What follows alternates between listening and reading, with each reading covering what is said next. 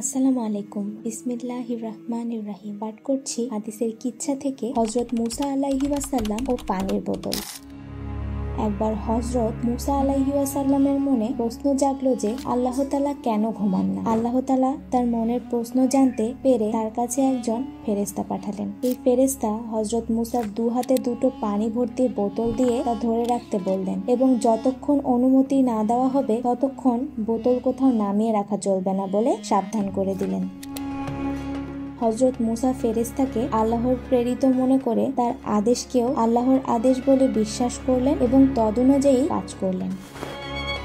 দীর্ঘ সময় বোতল দুটো ধরে রাখতে রাখতে তিনি ক্রমশ ক্লান্ত হয়ে পড়লেন। তার দু চোখে ঘুম আসতে লাগলো। যখনই ঘুম গাঢ় হয় অমনি দু হাতের বোতল দুটি কাছাকাছি চলে আসে এবং সংঘর্ষের উপক্রম হয়।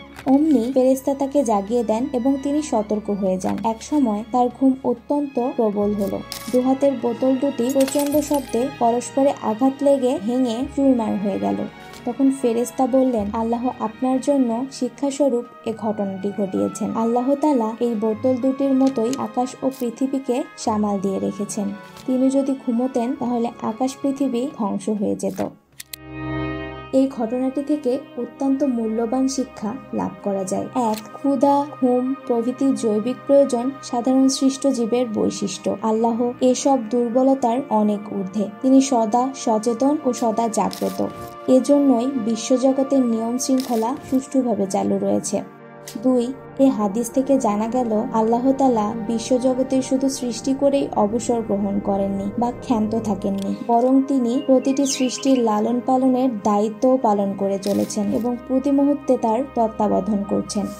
এখানে প্রশ্ন দেখা দিতে পারে যে হযরত মুসা আলাইহি ওয়াসাল্লামের মতো একজন বিশিষ্ট নবীর মনে এ ব্যাপারে প্রশ্ন দেখা দিল কেন?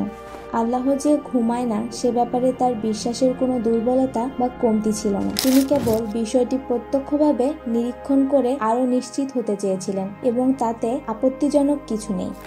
হযরত ইব্রাহিম আলাইহি ওয়াসাল্লাম সম্পর্কেও পবিত্র কোরআনে বর্ণিত হয়েছে যে আল্লাহ মৃতকে কিভাবে জীবিত করবেন সে সম্পর্কে তিনি প্রশ্ন করেছিলেন। আল্লাহ তাআলা একটি মৃত পাখিকে টুকরো টুকরো করে তাকে পুনরুজ্জীবিত করে দেখিয়েছিলেন এবং তাকে নিশ্চিত করিয়েছিলেন। মুসনাদে আহমদ উদ্ধৃত অপর একটি বর্ণনায় বলা হয়েছে, আসলে হযরত মুসার পক্ষ থেকে নয় বরং বনী ইসরায়েলের পক্ষ থেকে হযরত মুসার নিকট প্রশ্ন করা হয়েছিল যে আল্লাহ ঘুমায় না কেন। আমাদের চ্যানেলের ভিডিওগুলো পেতে চ্যানেলটি অবশ্যই সাবস্ক্রাইব করুন। গল্পটি ভালো লাগলে একটি লাইক দিয়ে দিন। কোনো মতামত থাকলে অবশ্যই সেটি কমেন্ট বক্সে জানান।